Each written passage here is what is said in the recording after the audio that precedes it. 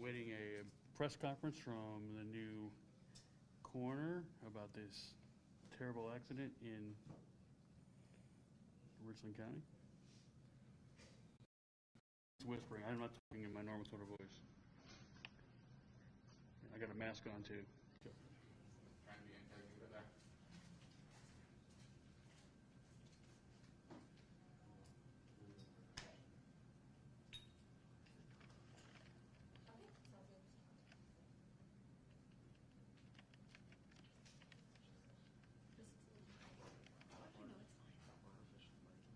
Guys, we'll be starting in 4 minutes, okay?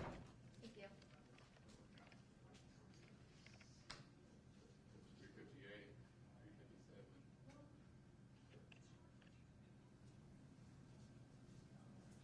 I'm very sure if I take it. Lindy, is your iPad plugged in? Did I do so?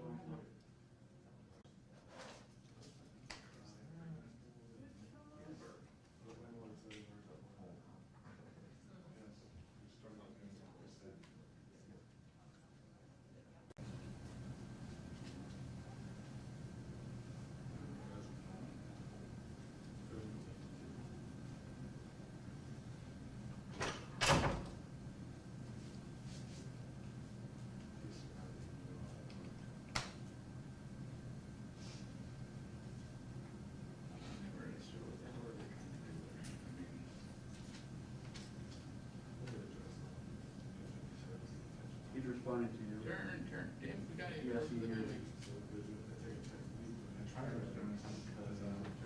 City council forum tonight, it's just a thing.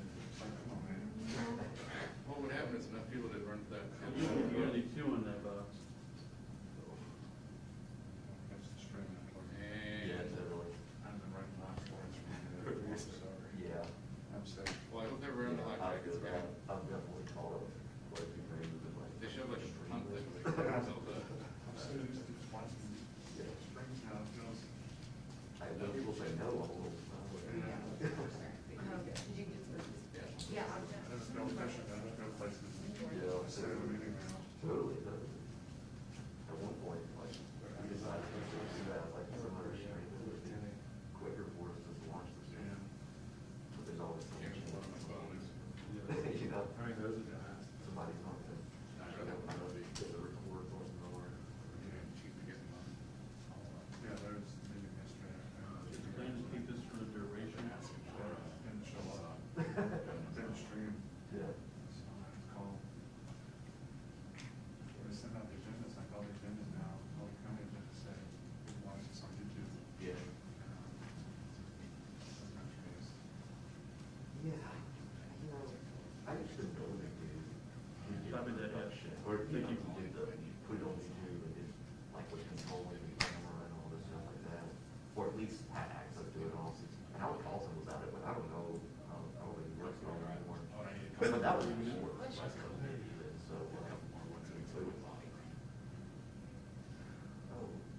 We didn't see this clip, we drove stuff this. Get it on the YouTube. That was good. Yeah, I had the same way in Buford. Yeah. The county channel. Negative, High school, my kid.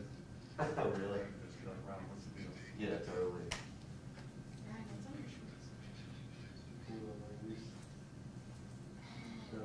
Yeah, I was gonna say.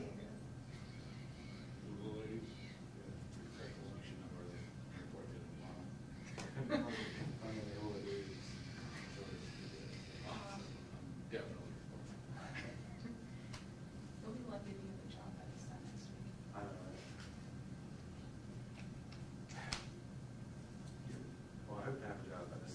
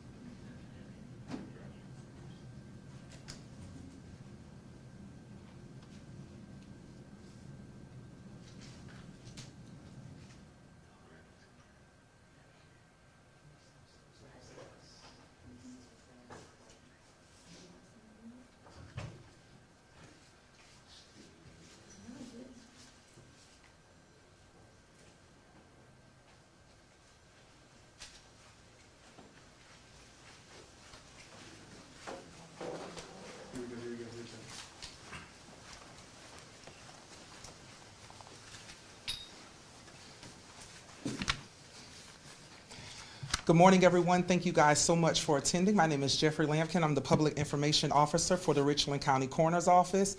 Madam Coroner Nada Rutherford will be speaking this morning, giving updates on the investigation into the twins' death, deceased that took place.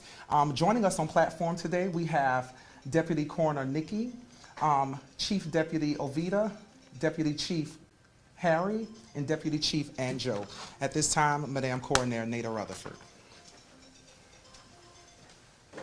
Thank you, Jeffrey, and thank you for everyone that's here today. I'd like to make a correction because our folks work very difficult jobs, and I would like them to have the recognition that they deserve. We have 2 chief deputies, Ann and Harry, our deputy chief, Ovita Wilson, and our field training officer and head of our child fatality team, Nikki Acera. I am grateful for all of their hard work. Richland County EMS was dispatched at 1740 on September 1st to 10336 Wilson Boulevard to the Sunshine House Early Learning Academy located in Blythewood. On arrival at 1754, paramedics quickly assessed for signs of life and finding none, pronounced both children, who are identical twin boys, dead at 1755. The Richland County Coroner's Office confirmed that Bryson, spelled B-R-Y-S-O-N,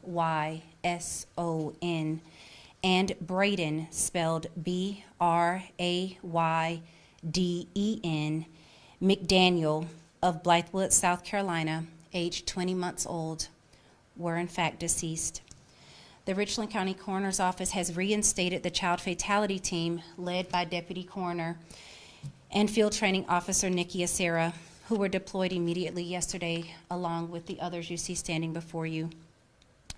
Our office is working in collaboration with law enforcement, namely the Richland County Sheriff's Department and the Department of Social Services, to gather all pertinent information that may assist in pinning down a more exact timeline of the events that led to Bryson and Braden's demise. At this point in the investigation, we believe that Bryson and Braden may have been in the car for 9.5 hours before 911 was called. I personally attended their autopsies this morning. Bryson and Braden do not show any physical signs of trauma or abuse. Comprehensive x-rays do not reveal any healing fractures or acute fractures. Their internal organs were developing normally, and the only abnormalities were found in the lungs. An examination of their stomach contents is consistent with no oral intake for the time frame that we believe they were in the vehicle. Further assessment under microscope, histology, and toxicology will reveal any things that were not visible during this part of the exam. In addition, blood, vitreous humor, which comes from the eye, and urine will be sent to SLED and NMS laboratories for further examination. Examination of the body fluids will confirm or rule out any chemicals, toxins, illicit drugs, or over-the-counter medications that may have contributed to their death. The cause of death at this time will be listed as pending further studies, but it is probable that their deaths were due to hyperthermia. We will not know for certain until all of the investigation is complete. We will not announce manner of death until we have gathered all of the information. I would like to say at this time, with the evidence that we have, we do not believe the Sunshine Academy staff was involved or is complicit in any way in the deaths of Bryson and Braden McDaniel. In terms of any criminal charges, law enforcement, namely the Richland County Sheriff's Department, will have to speak to that. On behalf of the Richland County Coroner's Office, I will say this: in God we trust, and everyone else we vet. Child deaths are difficult for everyone, but we must seek answers to the questions that we have before us. We must rule out any foul play, and the tests that I listed above will be able to help us do that along with the autopsy. At this time, Bryson and Braden seem to be well taken care of by their family.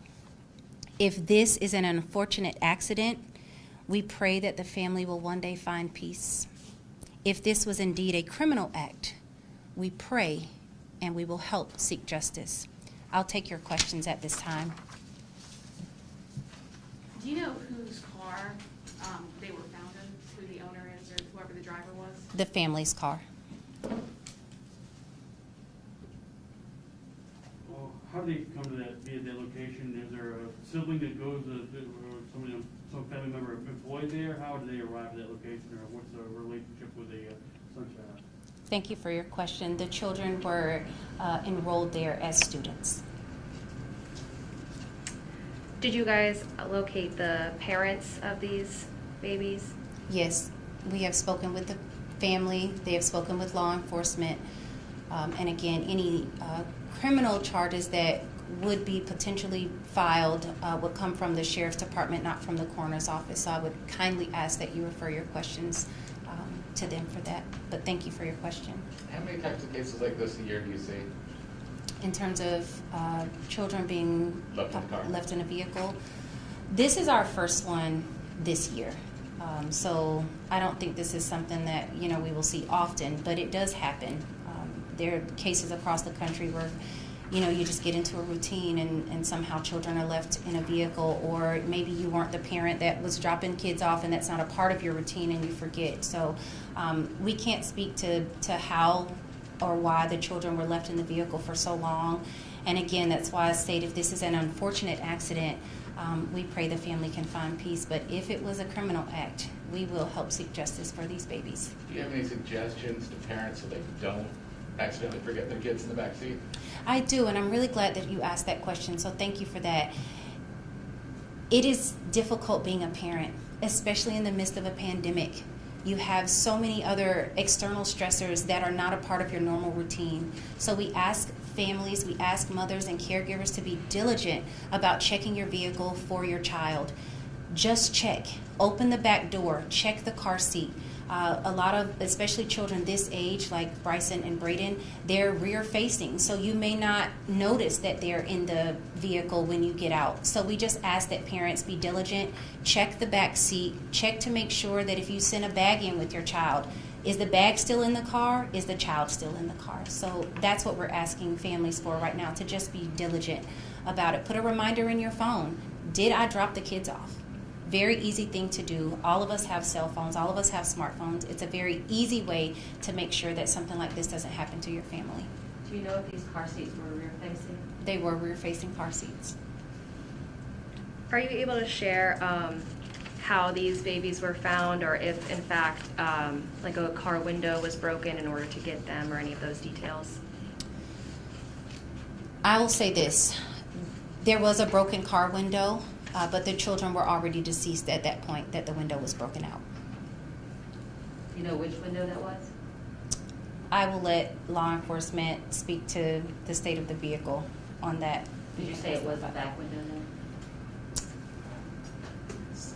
Yes. Do you happen to know why the sheriff's office isn't here with you right now? They are conducting an investigation, and we are responsible for Bryson and Braden in a different way than the sheriff's department. We work in collaboration with them, and so I know that if our sheriff's department isn't standing here with us, it's because they're actively working to find out what happened to Bryson and Braden on the law side. I apologize if you answered this already, but again, who exactly found those children? The children were discovered by by one of their parents. Do you know if it was the father? I will let law enforcement address that, because right now no criminal charges have been filed, and I do not want to criminalize a father or a mother that may have accidentally left their child in a vehicle. So I will, out of respect for the parents who may just be terribly grieving right now, I will not say which one. Is the parent who found them the owner of the car or the driver of the car? The parent was driving the vehicle that belongs to the family. Do the children have any other siblings? They do. And to your knowledge, when they were in the car, were they supposed to be in fact inside the daycare at that time? Or? Yes, sir.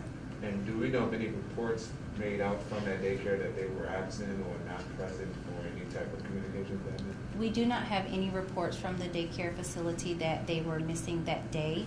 There was nothing filed, I'll say. You said you believe that they may have been inside for over 9 hours. Do you have any idea of when the vehicle may have gotten to the daycare? The vehicle and where the children were found, they arrived around 5:30 yesterday evening. Just a small detail. Yes. We could say vehicle, we keep saying car though, like an SUV, just to be specific in the writing of this. Oh, absolutely. Could you? It's an SUV type vehicle. It's a smaller. Small SUV. Yes. You know what the make and model is? Out of privacy for the family, I'd like to not reveal that information. I apologize. To clarify my question, I meant what time in the morning did they happen to get to the daycare? Like, was the car there all day? No, and I see what you're saying. No, the car was not parked in the parking lot all day. I think that would have been certainly something that the staff would have noticed. The vehicle came to the facility around, or to that address around 5:30 p.m. and then EMS was dispatched at 17:40, which is 5:40 p.m. So the person went to go pick up the children, correct? Yes. Do you know where the vehicle was? I understand it was at a workplace. Do you know what that workplace was? Again, out of respect for the family, I will not reveal that information. But it is believed that the children were possibly in the vehicle all day, And do you, obviously with the time frame. yeah, and can you talk about the damage to the lungs that tell you this is their cause of death? So this is why we do, why we have a cause of death as pending further studies, because we need to look at those things underneath a microscope. We need to send them off for further testing. And so it would be actually very unprofessional of me to say this is exactly what causes, because there are so many factors that go into determining what that abnormality was caused from. So just professionally speaking, I would like to wait until we have more information. So just to clarify the timeline, so the children were in the car, which was driven by one of the parents, at another place, a workplace, for the duration of the day, and then at 5:30 came to Sunshine House, and that's when Yes. EMS was called in. Okay. Yes. We believe the children were possibly placed in the vehicle around 7:30 or 8 a.m. And this is a difficult question to ask, but it was, when a child has possibly passed away for several hours, is there any way the parent would have been able to smell it? You're asking if there's any odor associated with the death. There are odors associated with death. It depends on what type of death, obviously. In this instance, I will wait until we have more information before I speak to those very small details like that, because if this does end up being a criminal case, then we will certainly share that information. From conversations with the family, did the parent forget the children were in the back seat, or is that still under investigation? It is under investigation, but I'll tell you this. We have two very distraught parents. Two very distraught parents. Are there any other questions? And just for you, I mean, this is very difficult, I'm sure, for you to stand in on that autopsy. How did it affect you? I think in situations like this, for me, I try not to assign personal value in that. I try not to imagine myself in the situation. I want to know what happened to Bryson and Braden McDaniel. I want to know how I'm standing in an autopsy room looking at 20-month-old babies have an autopsy done. So for me, I want to know what happened. And that is how I'm able to do this job every single day. It's how my chiefs and my deputy chief and my field training officer are able to do this job every single day, because we want to know what happened. And so we ask questions and we try to find those answers so that we can give families closure. Since, certainly that they had been in the car for a long amount of time, but with as warm as it is outside right now, just how long does it take for, especially infants who are left in a car without air conditioning, that before that situation becomes dangerous? So that depends on a number of factors. It depends on the hydration level. Did they have something to drink or eat? We know that they possibly did not because their stomach contents, there were no stomach contents. So it depends on a variety of factors. So there's no like simple answer to that question.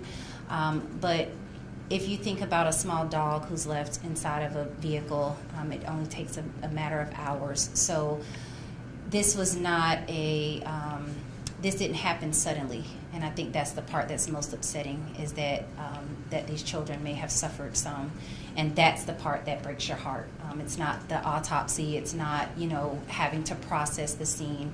It's that they may have suffered some in this process. So we just want to find answers and try to find out what happened. But in terms of the timeline, there are just way too many factors to consider. But I will say that in the heat, things happen faster. Are there any other questions? I want to thank you guys for being here today. I want to thank my amazing team who have probably had about 2 hours of sleep and are standing here with me. We're all a little tired today, but we will not sleep until we find answers to these questions. So thank you guys. We appreciate you. If there are no further questions. Thank you. Brother, just to clarify, you say you don't know whether the prison are happening, If you guys have any additional questions, y'all just send me an email or text message, and we'll make sure that we get all of the specifics or anything else you want to follow up with, we'll get that information for you, okay? And I think I gave everybody a copy. Everyone has a copy of, does anyone else need one?